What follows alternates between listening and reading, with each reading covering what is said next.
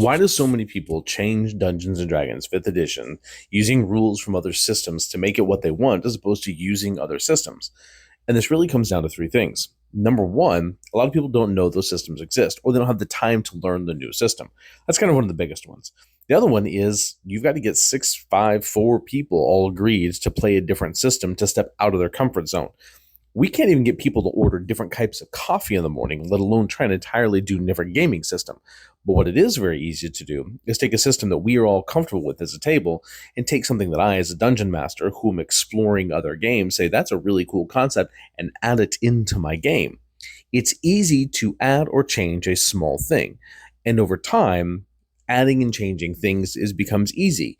And we have a home game rolling that does very much resemble a different system. In fact, you couldn't even call yourself playing Dungeons and Dragons anymore for the most part, if you want to talk about rules as written.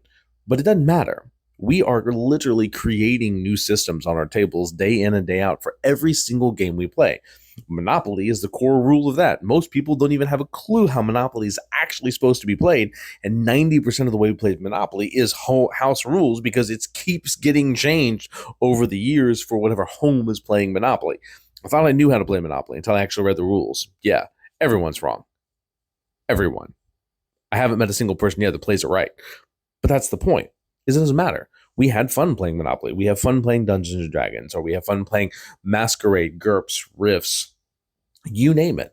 And it's okay for anyone to change the game they're playing because it's comfortable. Now, do I encourage people to play new games? Absolutely, hands down.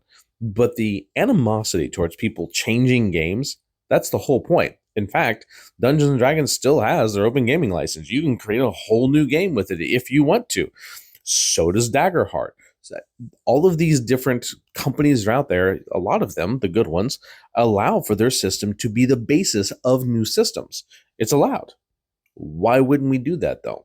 Now we can homebrew and we can still use all of the stuff and resources for that system. That's the key. We can homebrew a rule, we can homebrew things, we can make changes to our system, but we still have a plethora of resources that can still be used inside of our homebrew world when it comes to Dungeons and Dragons.